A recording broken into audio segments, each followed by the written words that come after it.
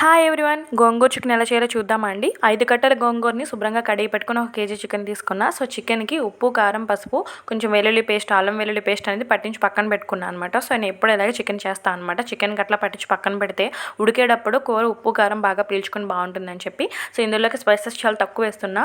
బిర్యానీ ఆకు, షాజీరా అండ్ వెల్లుల్లి రెబ్బలు, కొద్దిగా కాజు అండ్ కొత్తిమీర, పుదీనా, గరం మసాలా పౌడర్ ఉన్న దగ్గర అది, అండ్ గోంగూర ఉడికించి పెట్టుకున్న గోంగూర, ఉప్పు, కారం, పసుపు, టమాటా, ఆనియన్స్ తీసుకున్నాను అనమాట. సో మనం క్వాంటిటీ తగ్గట్టు మనం ఈ ఆనియన్స్ అనేవి, టమాటాస్ అనేవి తీసుకోవచ్చు అనమాట. సో ముందుగా బాండీలో ఆయిల్ వేసుకుని అందులోకి కొంచెం బిర్యానీ ఆకు అండ్ షాజీరా వేసుకుని అది కొంచెం ఫ్రై అయిన తర్వాత మనం ఆనియన్స్ వేసుకొని బాగా ఫ్రై చేసుకోవాలి, గోల్డెన్ బ్రౌన్ కలర్ వచ్చే వరకు.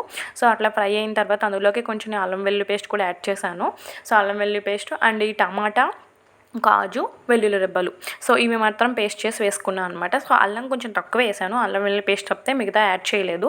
గోంగూర వేడి కాబట్టి మరీ ఓవర్ స్పైసెస్ వేస్తే వేడి చేస్తుందని చెప్పేసి. సో ఈ ఫెర్మెంటేషన్ చేసుకున్న ఈ చికెన్ కూడా అందులో వేసేసి బాగా కలిపి మూత పెట్టేసుకుంటే మనకి చికెన్లోంచి వాటర్ వచ్చి కొంచెం ఉడుకుతుంది. సో ఫస్టే వాటర్ వేయకూడదు. సో చికెన్లోంచి వచ్చిన వాటర్తో ఉడికితేనే కర్రీ చాలా టేస్ట్ వస్తుంది అనమాట. అండ్ అది కొంచెం బాగా ఉడికిన తర్వాత అందులోకి కొంచెం గరం మసాలా పౌడర్ వేసాను. అండ్ గోంగూర పేస్ట్ ఫస్ట్ వేయచ్చు, కానీ మనం ఫస్ట్ వేస్తే పులుపుకి సరిగా ఉడకదండి. అందుకే మనం బాగా ఉడికిన తర్వాత మనం ఈ గోంగూర పేస్ట్ వేసుకోవాలి. సో ఈ గోంగూర పేస్ట్ కూడా ఎలా చేశానంటే, ఉడికించిన గోంగూర చల్లారిన తర్వాత అందులో కొంచెం పుదీనా, కొత్తిమీర కూడా వేసి ఫైన్ పేస్ట్ చేసి వేసాను అనమాట.